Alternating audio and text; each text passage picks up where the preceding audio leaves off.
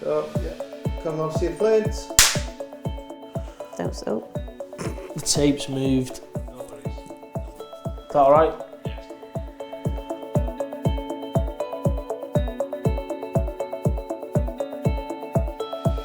Fy hoff gair ydy gwaith gereddau, achos I like the sound of it.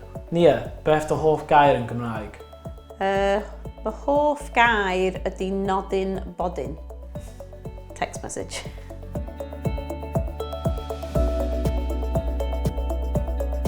Dwi'n gweithio yn y tîm datblygu chwarae yn Sir y Fflint. Beth ydy eich swydd presennol? Swydd personol fi ydy swyddog bydd daliadau. Dwi'n hoffi bod dwi'n medru just ateb ffôn a siarad yn Cymraeg neu Saesneg, so dwi'n gorfod pasio'r ffôn i rywun arall delio gyda'r broblem. Pam wyt ti'n hoffi defnyddio'r Gymraeg? Wel, dwi'n dysgwr, ond fel arfer dwi siarad Cymraeg efo plant. Mae nhw'n helpu fi dysgu. Oh, nice.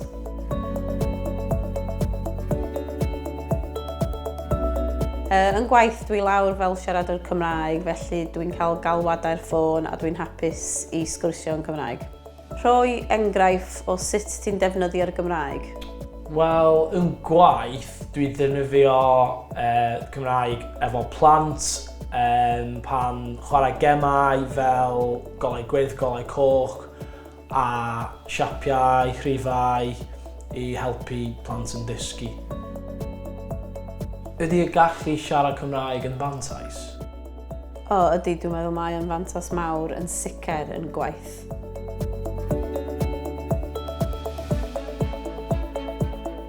Ystydiais i Cymraeg ail iaith am tygau a lefel A dwi'n hoffi siarad Cymraeg fel dysgwr. O'n i'n siarad Cymraeg pan o'n i'n fach a wedyn symud i ysgol Saesneg, so dwi wedi colli dipyn bach o'r iaith, ond trwy gwaith dwi'n trio siarad mwy a mwy. Bysa fi'n dweud i rywun sy'n trio dysgu Cymraeg i just trochi ei hunain i'r iaith a gwylio S4C, gwrando i Radio Cymru, gwrando i cerddoriaeth Cymraeg, ond just helpu i ddysgu'r iaith. Dwi'n cytuno.